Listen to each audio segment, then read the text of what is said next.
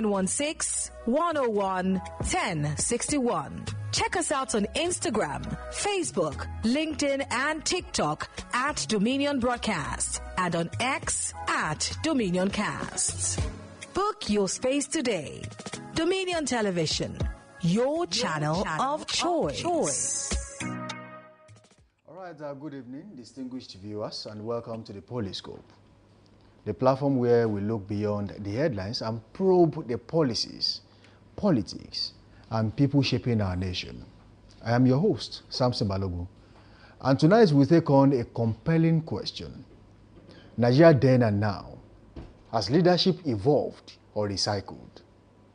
From the vision of our founding fathers to the realities of governance today, we trace how Nigeria's leadership has fared and whether the dream that began in the 1960s still live on. Thank you for being a part of the show, and there's a lot to unpack this evening. In the years leading up to the shortly after independence, Nigeria was a nation of immense promise, a country with leaders who dreamed big and worked hard to make it happen. The Western region, under the visionary leadership of the late sage, Chief Obafemi Awolowo, became a shining example of purposeful governance and progressive development, something we have not seen today. It was a time when education was free and functional, leading to one of the most literate populations in Africa.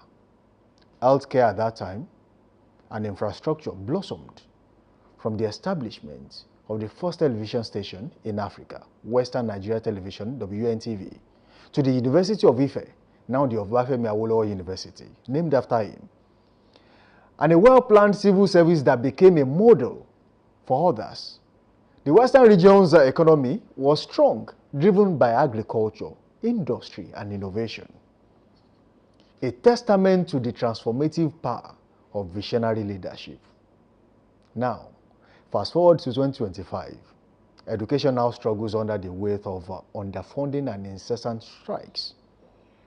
Our healthcare system gasps for attention, and infrastructure often collapses before completion. We have seen projects in Nigeria where, even before the completion of those projects, it needs rehabilitation. Now, the economy bleeds under inflation, unemployment, and debt, while population continues to explode. So the question tonight is this: has leadership truly evolved since the Awolowo era, or have we simply been recycling old faces and fading ideas? Is our problem really leadership, or is Nigeria's booming population now overstretching limited resources that we have in the country? Or could it be that we have lost the values, vision, and discipline that once guided our leaders? Remember, I started this with the Western region as a case study. Tonight, we revisit Nigeria then and now to understand where we got it right, where we lost our way, and how we might yet reclaim the greatness once envisioned by the late sage and his contemporaries. To help us unpack this, and this all-important conversation, is a distinguished Nigerian and an illustrious son of the soil, Barrister Mogaji Neyi Aborishade, a UK-based legal luminary, astute politician, and the Mogaji of Ajagba compound in Ibadan, Northeast local government, of course, in Oyo State.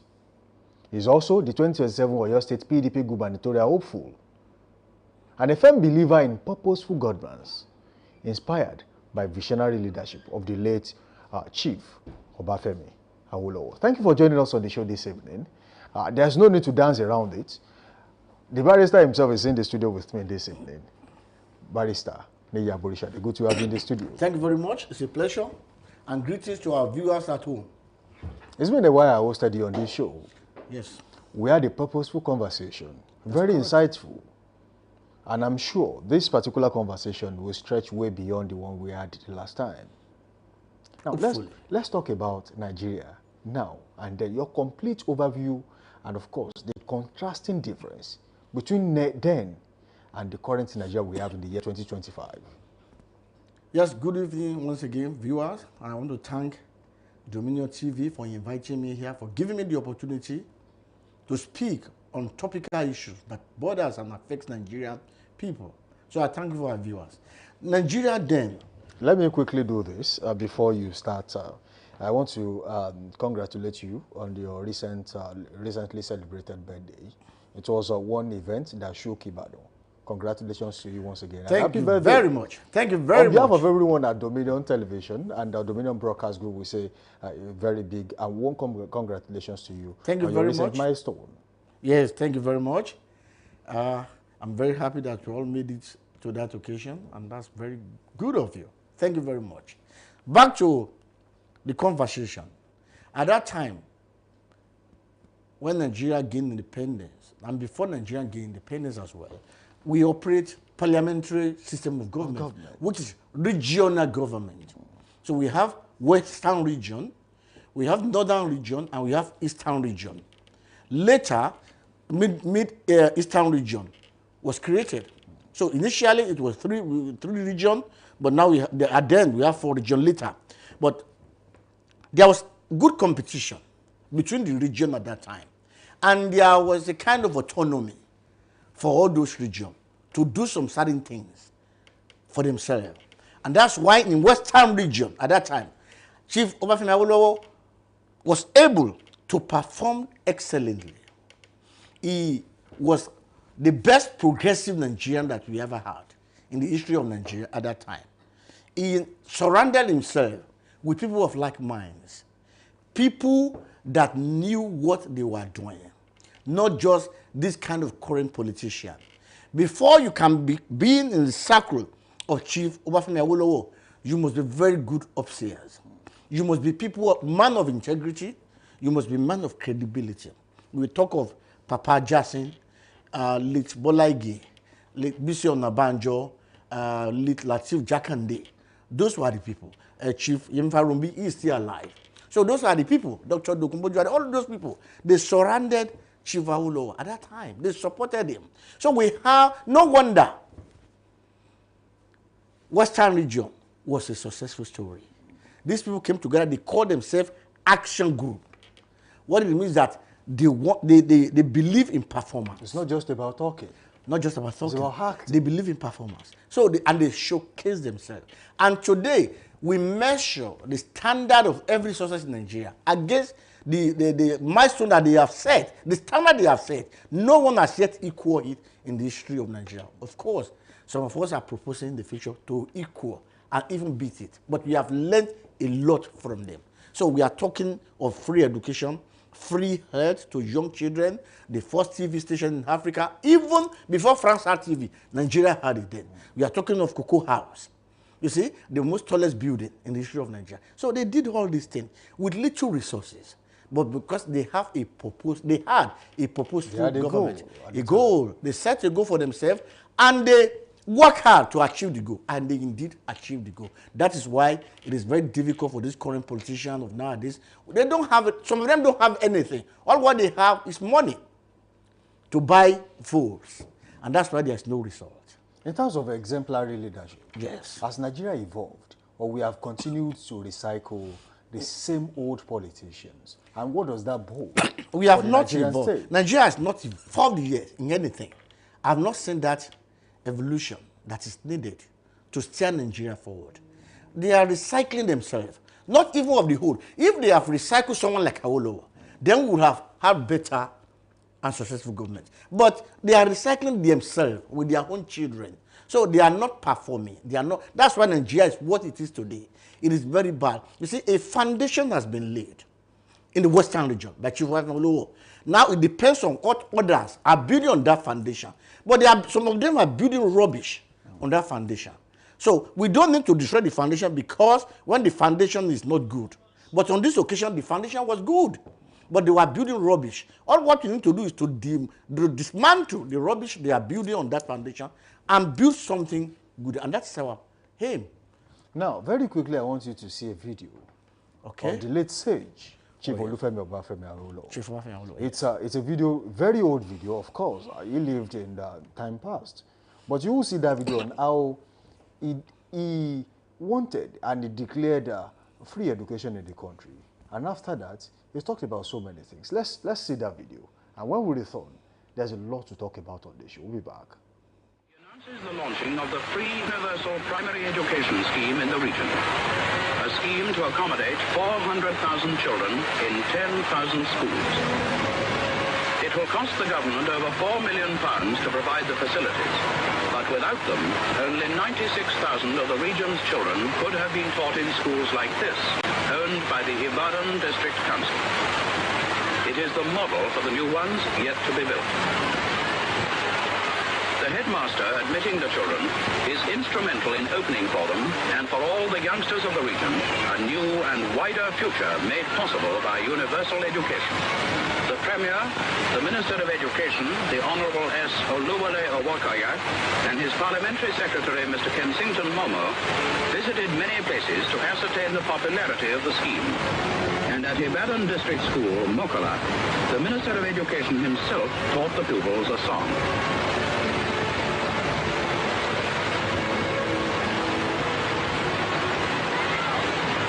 Children of all tribes in Nigeria, Hausas, Igbos, and Yorubas, whose parents have the required residential qualifications in the region, also benefit. And the ministers must have been well satisfied by the many indications of early success.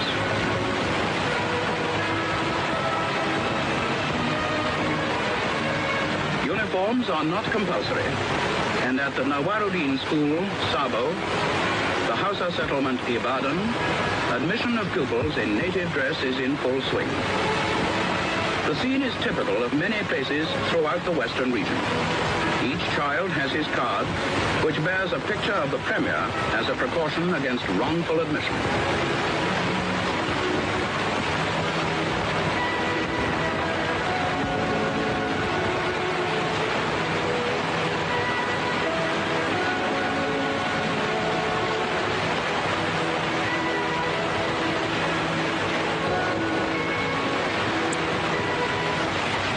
The Ibadan District Council School, Mapo, Chief Owolowo addresses parents and guardians.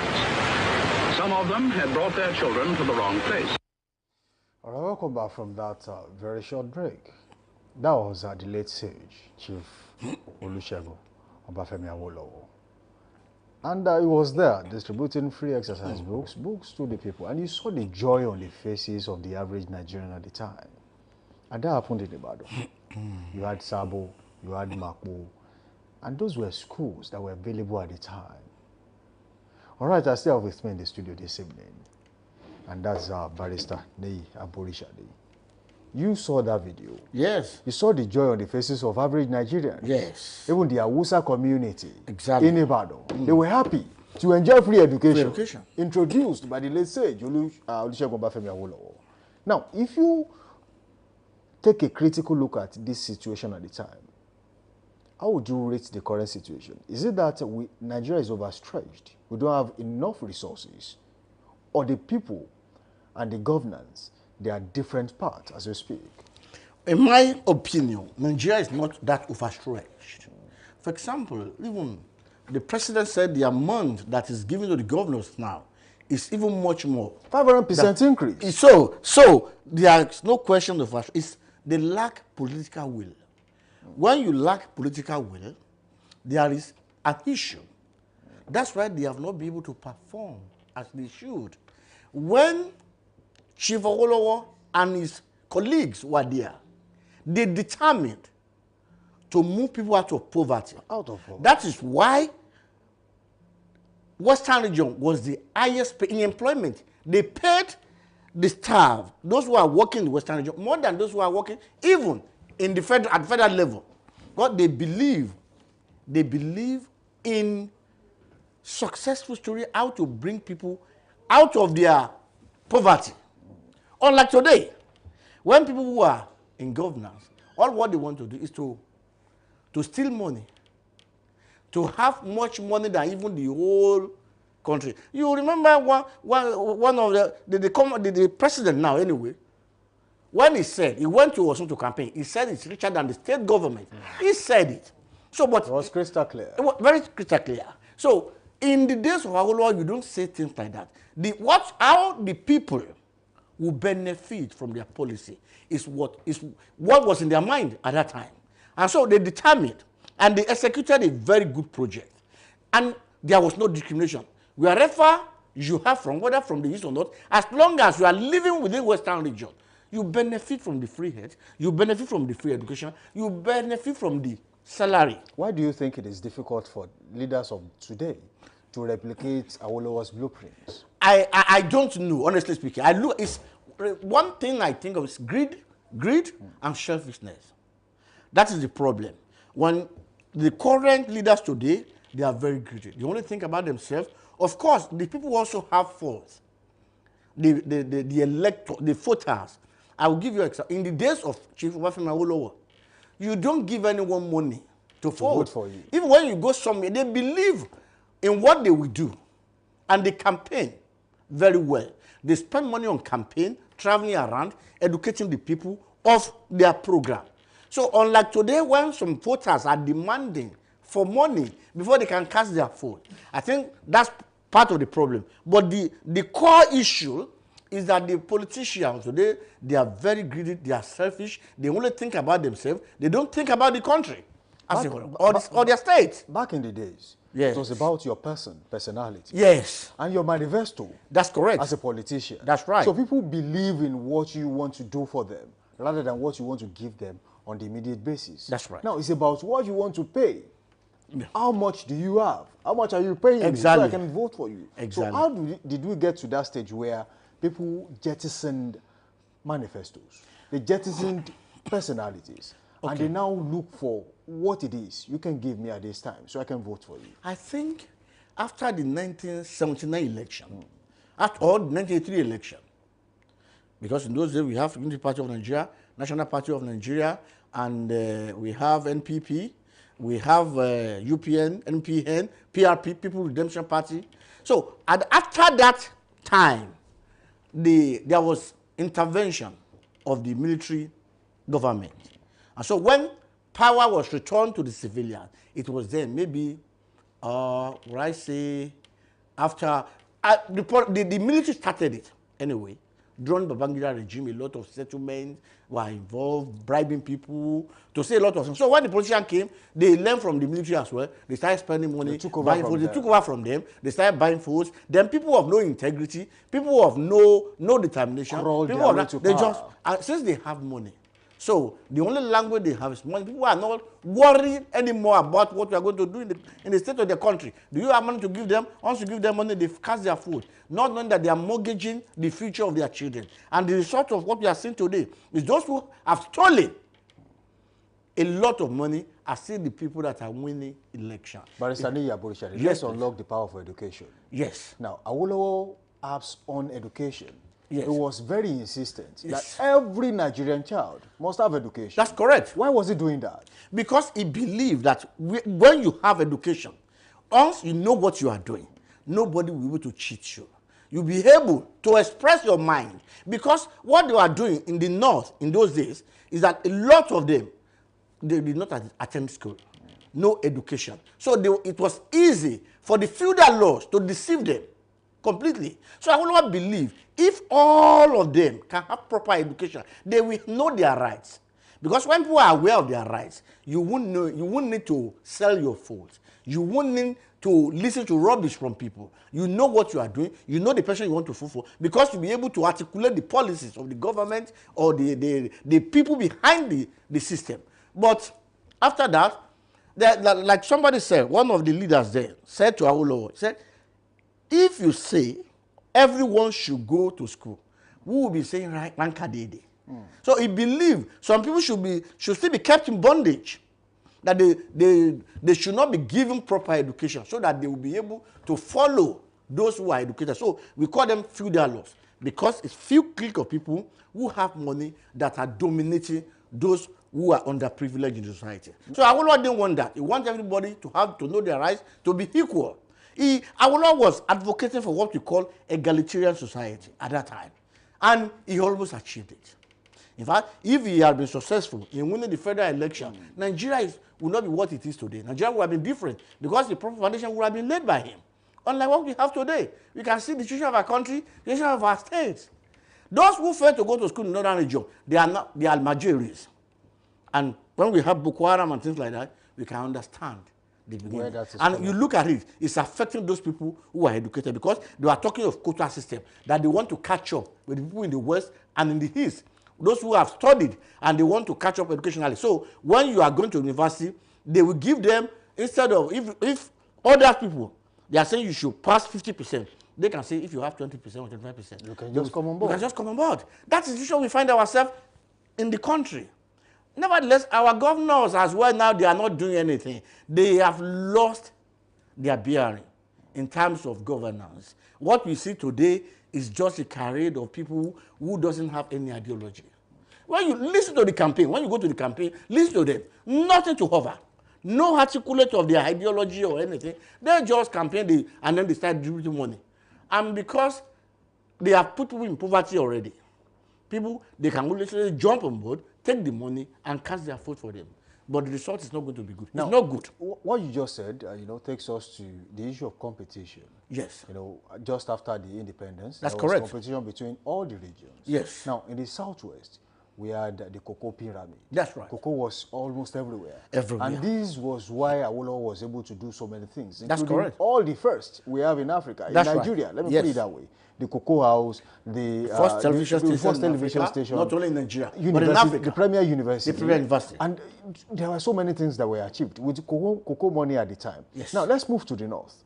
They had the Granite pyramid yes. in the north. That's and they correct. were doing so well at the time. And then if you move to the east, they had palm oil at the time. That's right. So it was complementing there was competition. Every leader at that time knew exactly what to do. That's right. So when did we lose track of focus in Africa? After the military intervention. That's the beginning of the problem. That's when General Gowon declared, by the way, he celebrated his, I think, 91 years old recently. He declared that the problem with Nigeria is not of money, but how to spend it. Because he came to power by default. And then they said, okay, we'll tell you. Then they started doing a white elephant project. Because we have the money, but he didn't know what to do with the money. What to do with it? Exactly. When Awolowo was his finance minister, then Nigeria fought war for 3 years. And he did not borrow a penny from anywhere. He managed the economy well until he resigned from the government. When Gowon was about to renege from his promise of handing over to the civilian government, then he resigned from that government. So until that time, when he was Minister of Finance, Nigeria economy was at the best. When he was advised to devalue our currency because of the war, Awolowo refused. He said he will manage the economy, and he did manage it very well.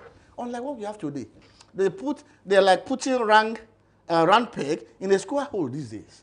It's totally different. But we need people who knows what they are doing. Those who have ideology. But you see, what we lack in today's politics is people of good ideology. They are no longer there. They don't even think of anything other than just to get into power and then steal the money that belongs to the people. You said people of good ideology, and that's talking about leaders in the country. Leadership, yeah, of course. Now, is the problem Nigeria currently faces about just leadership or also followership? You see, when the head is good, you see, they said, I said it somewhere yesterday, as a rule of thumb, in every country, 20% are good, 20% are bad. The remaining 60%, we follow those who are in power. Unfortunately for us in Nigeria, the 20% that are bad have been ruling us in Nigeria. So the remaining 60% are following those who are in government. So we can now say 80% of Nigeria is in problem because they follow those who are in power. So it is between the leaders and those who are following them in Nigeria. That's right. But if we can get 20% that are good to be in power, then 60% of Nigeria will follow those who are in power. That's what happened in Western region. And that was why Awolowo was able to do what he did at that time. Because the 20% of them that were good are the ones that were ruling the Western region. So the 60% of the people in the Western region followed them. And the story was Sussex.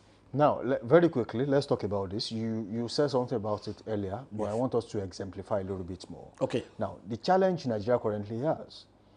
1960, Nigeria depopulation. But as we speak, we're about 250 million, according to speculation. Okay. We're about 250 million Nigerians. Yes. Now, the current challenge, is it about how much Nigeria has? I mean, in terms of resources, or is it about overstretched in terms of population? does Nigeria currently have enough to cater for the current population in the country? Of course they have. No, Nigeria is not as big as China. We are not as big as America. We are not as big as India. But look at what they are doing. In China today, are we following the footsteps? For many, look at it. How can we grow with the way we are fighting Boko Haram? Do you know how much they are spent on fighting Boko Haram alone? Money that should be spent on the country. So a lot of things were going wrong in this country that must be properly addressed by someone that have political will that can rule this country. Those who are there now, they are not capable. It's not because we are overstretched. Nigeria can develop their IGR much, apart from the money we are making. Like you said earlier, during the Awolowo time, they were trading in cocoa plantation, and they made the farmers their king. So it's not about oil. They didn't have oil at that time. Still, they excel in performance, in the execution project. But we have oil now. We can still develop the cocoa plantation. There are many countries in the world that don't have oil, and they are doing well. So why can't we do well? If we know what we are doing, but putting the right people will make a lot of difference. And so, as election is coming again now, I would tell the people, make sure the person you want to put in position of power is someone with credibility, with good ideology, not the current crop of politicians that are recycling themselves, that are forcing their way in. You see the way they are changing parties, like a pack of cars, moving from there. You cannot even differentiate between APC and PDP anymore. Today you said this man is in APC, is in PDP. No, tomorrow he's moving to APC. You see, these are the kind of politicians. It's like they are like prostitutes that are going to the highest bidder. We don't want that kind of situation in Nigeria. We want people who knows what they are doing, that are ready to move this country forward and do excellently the way Chief Obafemi Awolowo did in those days. Now, very quickly, let's talk about national focus. All right. Now, if we want to talk about national focus, let's discuss some of the things that Nigeria has failed to do or currently doing wrong. Now, there used to be a time Nigeria had 4 refineries functioning. That's correct. Nigerians had fuel in excess. In fact, they export at the time. Refined crude, it was being exported out of the country. All of a sudden, 4 refineries stopped working. Nigeria exports crude oil and imports fuel. We import petrol, diesel, kerosene, and the likes. That is one. As we speak, Nigeria exports cocoa out of the country, and then imports chocolate, imports beverages and all the likes, and that actually happens in all other fields. That's correct. We export timber and import toothpicks and furniture. It's sad. It's sad. We turned from being a producing economy to a dependent economy that depends on other countries to succeed. So if Nigeria continues this way, what is the face of an average Nigerian? We must not continue this way. If you continue this way, then the future is very bleak for Nigeria. If we continue the way we are doing, we should move into production level. Any country that will be great on the surface of the earth should move into production. China is making hay these days because they are productive. They are selling many things to different parts of the world at a cheaper rate. Even America now rely on them. They manufacture a lot of things in China and move to China because it's very cheap. They build their technology in a cheaper way so that they can do a lot of things at cheaper rate. So if Nigeria will move forward at all, we need to move to production level. We have Nigeria become producer of many things. Imagine what you say. You cannot even manufacture a toothpick. Isn't that a shame? We cannot manufacture a pencil. We have to import many things. Why? We have people with good sense, but they are not encouraged. Many Nigerians are doing excellently abroad. You remember that doctor who removed fetus, the mother have cancer, he removed fetus. He's a Yoruba man in America. He removed fetus from the woman, and then he restored the fetus back, and they gave birth to that baby, healthy child, for that matter. So if we can do that abroad, why can't we do it here? So a lot of things. We need to re-examine ourselves. We need to go back to the drawing board to see where did we get it wrong. How can we improve? So that people that are in abroad, because there's brain drain in Nigeria. Once you get money now, people go to abroad, and what they should have been doing for their father's land, they do it abroad. Because imagine how little money they are paying a doctor. So if they can get higher money abroad, why wouldn't he go there? So all those are the factors we need to think about and improve.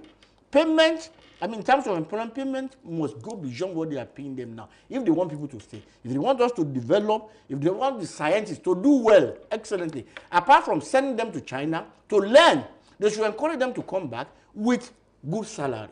Then Nigeria will become productive and do very well. Now, Barrister Neya Borishadi. Yes. You are a politician. You said so. A member of the PDP. You said so. You are gubernatorial hopeful. Yes, correct. Come 2027. That's right. Now, let's talk about you. Yes. Let's talk about Oyo State. Okay. And let's talk about Nigeria. That's right. How can state-level leadership transform national integration and transform national development? From the state level, Yes. the first thing is to have a blueprint of what we intend to do. Even as a governor, many people find themselves in power without any blueprint. No blueprint. No blueprint. No ideology. They spend money. Even they're still coming out these days. I've seen them. You have never had anything from them. Yet they still want to become governor because they have money. They are spending a lot of money to get to that place. So when they get there, they believe they can find people that will help them. When the governor himself or the leader has no idea. Why do not possess anything? So we call it, that's why there's fire brigade approach. More in this country, in many states, because there's no blueprint. In the southwestern part of Nigeria, yes, the governor won an election and asked a few people around him, find me a project I can do in 100 days so we can celebrate. So if he has a blueprint, he wouldn't be asking people. Because before he gets there, he would have had this, the first thing we are going to do within 100 days. Instead of looking for somebody who can give me a project. You can imagine. But they have money to purchase the mind of the people in terms of their foes. They pay them, and people, they fell for it, and then that's the result we are having today. Nothing is moving. How can such governor be productive? And those who are following in a state like that, well, I will find somebody. So they have to look for somebody. Imagine, that's what I'm saying. Where there's no blueprint, it will be difficult for a governor to be successful. And Nigerians, we need to watch out as another election is approaching. Ask them, what is your blueprint? What do you intend to do in this country? What is the population of the students in this school? How many schools do you even have in your state? How many secondary schools do you have in your state? How many primary schools do you have in your state? How many teachers do you have in your state? So how do you, if you say you want to do free education, what will be the allocation of the teachers? Or do you intend to build more schools? Those are the things that they need to know. But they don't know it. They don't care because it is meaningless. You see, when you even address the people, you are telling them what you want to do, they want to listen. The question is, how much do you have? How much do you bring? So that you are going to share it and then we will talk about you. They don't care. That's why the leaders also, they are not interested in finding the right ideology, the right blueprint to cater for the needs of the people in our state and in our country. Very important. Without blueprints, we cannot go anywhere. On Saturday, you celebrated your birthday. Correct. In your country home at Bodija. Yes. There were so many dignitaries who attended. That's right. Ambassador Yemi Farumbi was there. The former Nigerian ambassador to Philippines. Envoy to the Philippines. Yes. And Prince Tunde Odunlade was also there. Yes. Honorable Yemi Taiwo was there. That's right. The former chairman of the PDP, yes, was there. And so many political governors who attended. Yes. Now, you and I had the conversation. That's correct. We are behind closed doors. Yes. You spoke about how passionate you are about education. That's right. What prompted you? Because I see, I learned a lot from Chief Wapin. Myself, I benefited from free education. A lot of people benefited from that free education. Even our current governor also benefited from free education that they did. Otherwise, many people would have not gone to school. Perhaps I may not be able to have attended secondary school if not for free education. So, and there are so many people like that in this country that the parents cannot afford sending their children to school. And you look at it, what is the future of this country if majority are not educated? Why are they not educated? Many children are very brilliant if there's free education. In the UK, or the education is free to secondary school level. It's only when you get to the university that you have to pay. And if you can't afford it, the school is automatic, they will give loan. So when you are working, you start paying little by little.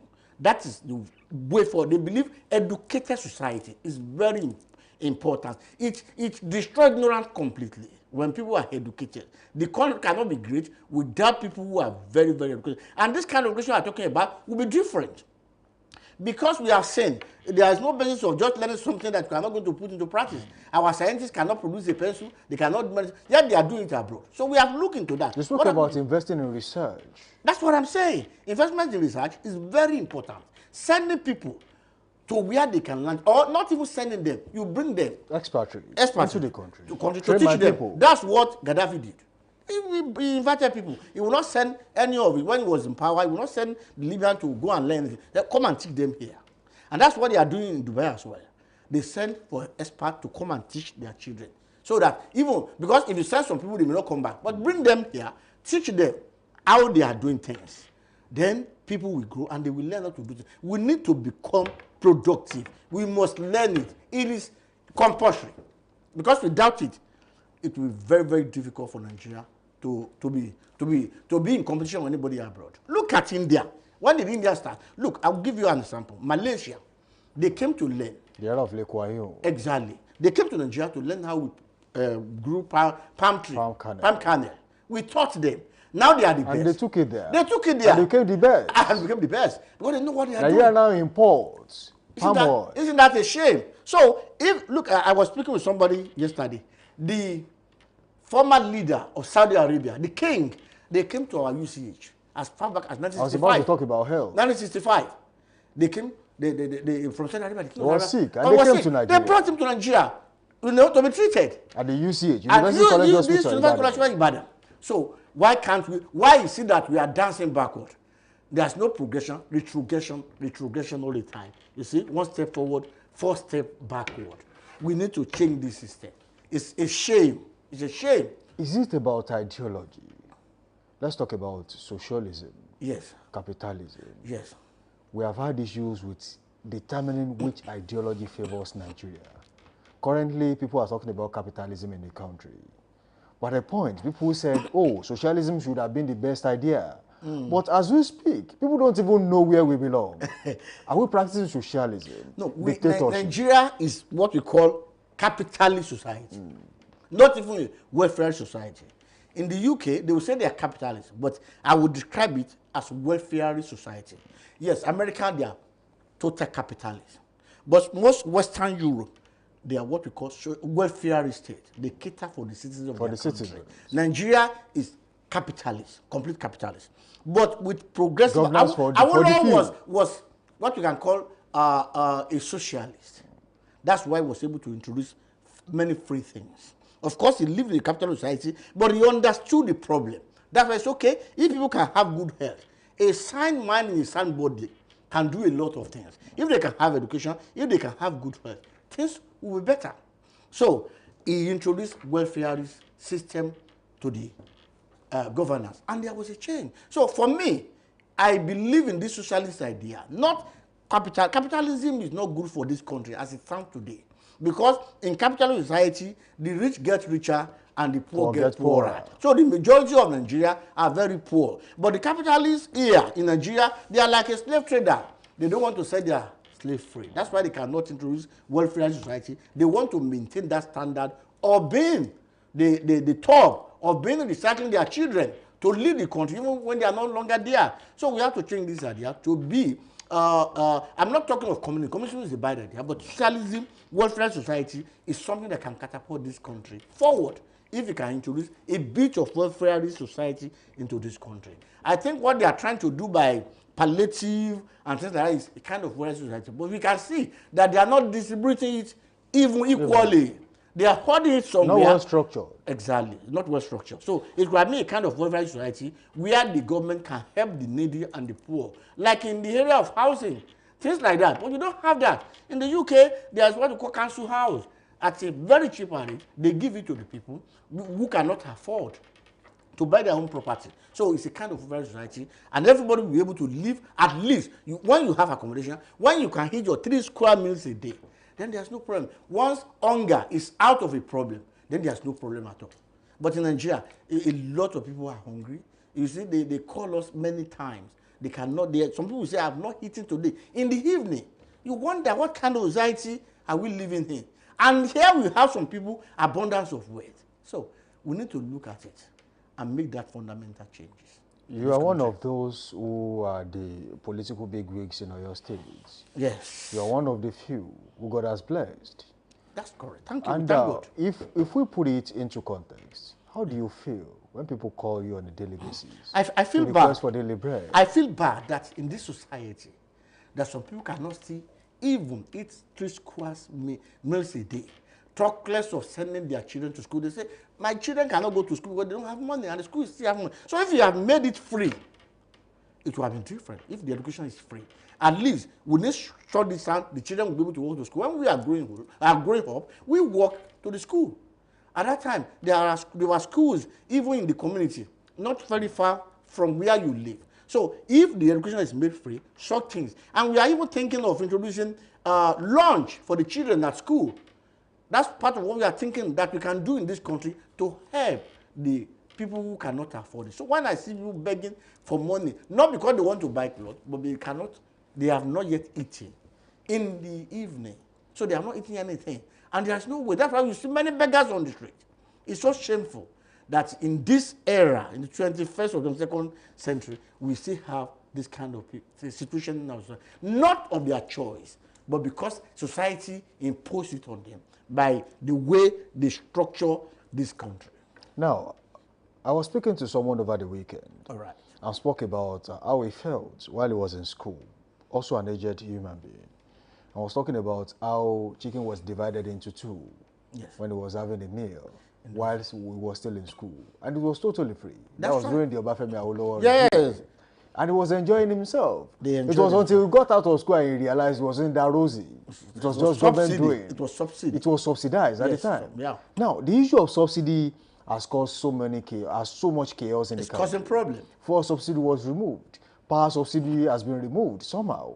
And the people are crying at this time. It has never been worse like this. It has never been this bad, according to what some people are saying in town. Of course. If you had been the governor, or maybe the president at the time, what would you have done differently? I would have done it differently. The subsidy, the way he removed the subsidy is very bad. Even if you want to remove it. The excuse they gave us is that there are some... It should have been a process. A process. The excuse they gave us is that there are some cabals that are making money out of it and things like that. Why don't you arrest the cabals? Why don't you deal with the cabals? The cabals, I believe they are few in numbers. They are not much like the citizens of the country that you are now starving. So because of few people, you are punishing majority of the people. You know, when he came to power, the fuel was about 195 naira per liter. Today, we know how much it is. 800 or 900 naira per liter. So, and they say you increase their salary from 30,000 to 70,000. What cannot do anything? How can someone, a man who has a wife, probably 2 or 3 children, with the minimum wage, what is going to do out of it? So before the month runs out, they started borrowing. They started to be looking for their a family that is rich, that can afford it and help them. So things must change. Things must change. The president must find means of assisting the people more at this stage when things are very, very expensive and unaffordable to the masses. Something has to be done. Something has to be done. As an important member of the PDP in Oyo State, yes. How prepared is your political party ahead of 2027 general election? Well, there's going to be convention in November. So a lot of things will come out during the convention. I believe we are well prepared. Of course, there have been chaos in the party. You can no longer pretend there is no problem in the party. Our party have problem, but I think we'll come up stronger very soon.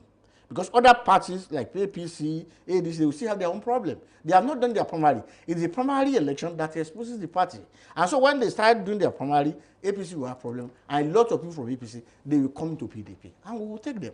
We will take a lot from them. ADC has not found its feet at all.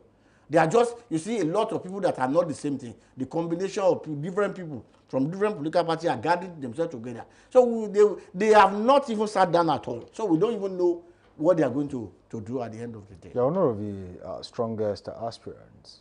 Yes. For the seat of governor. That's correct. In your state. Yes. How prepared are you? I'm well prepared. We have structures in the 30 local government.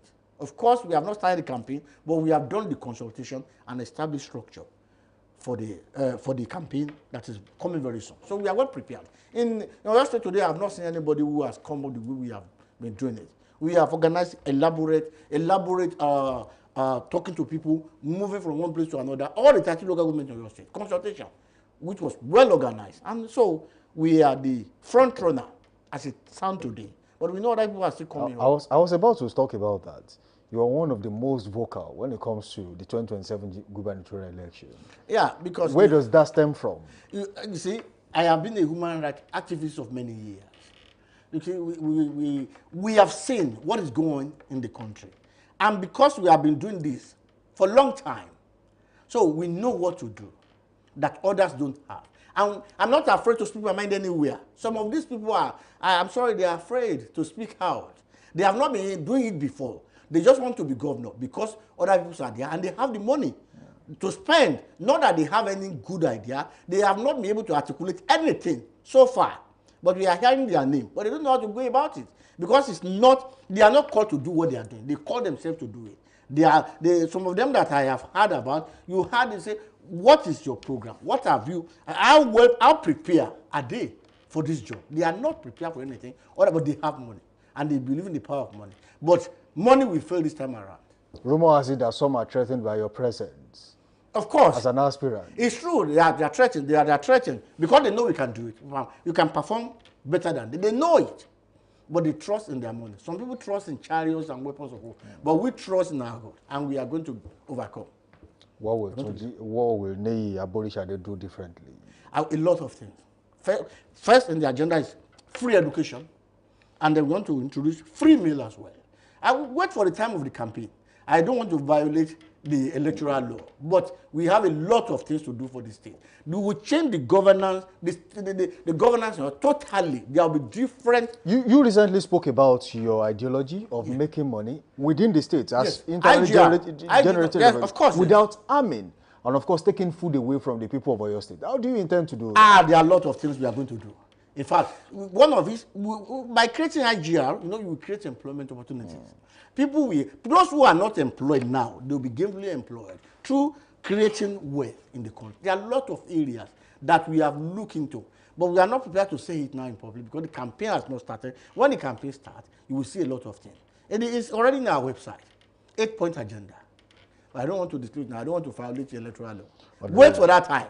But Oyo State is prepared for positive change. Something that has never been experienced in this country, we will begin to experience it in 2027. Things are going to be different. Barrister Nei Aborisha. Yes. What policy, before we go, what policy would you love to see that it changes in the country as we speak? One of the policy is accountability. We need to be accountable to our people. When people, transparency and accountability is a very good policy of any government. If you cannot be accountable to the people, if you are not transparent, then you are just ruling a country like military rulers. There's no one that is checking you. The checks and balances is very important. That's why if we hold ourselves accountable to the people of this state, because they are the one that put us there. If we are transparent in whatever we are doing, you will see the difference in this country. We need that accountability and transparency. Apart from the good policy of the government, if you are not accountable to the people, if you are not transparent to the people, then you are running a very bad government. Lastly, before we go, what would you say to an average Nigerian as we speak, with the current situation in the country? Yes, the election is coming. We need to vote for the right candidate. Don't vote because of money. Nigeria depends on you. And let people come out en masse. For instance, last election, only 26% of the registered voter, 26% cast their votes. You can imagine out of 100%, 26%. So it would have been different if 100% come out to vote. Maybe the current president would not have been there. But because only few people come. So don't allow just few clique of people to determine your future. Come out en masse. Come and cast your votes for the right candidate, the candidate of your choice. Not being influenced by money or any other material things. Barrister Nei Aborisha. Yes, sir. It has been a wonderful session with you. Thank you very much. Unfortunately, we have to end this show now. Our time is fast spent on the show. And of course, we have even spent over 5 minutes more. Thank you for joining me on the show this evening. Thank you very much. And we do hope to have you some other time. Thank you very much. To discuss pertinent issues that affect and borders the Nigerian people. Thank you. Thank you so much. To be here. All right. As we draw the curtain on tonight's edition of the Poliscope, one lesson stands clear. Nations rise when leaders are driven by vision, not ambition. Chief Obafemi Awolowo once led with foresight that turned the Western region into a model of development and discipline. Perhaps, as we navigate our present challenges, we must look backward to move forward, reviving the principles of integrity, planning, and people-centered governance. Thank you for joining us on the Poliscope tonight. Until next time, remember, Nations do not fail because they lack resources, but because they lack responsible leaders. Good night, and God bless the Federal Republic of Nigeria.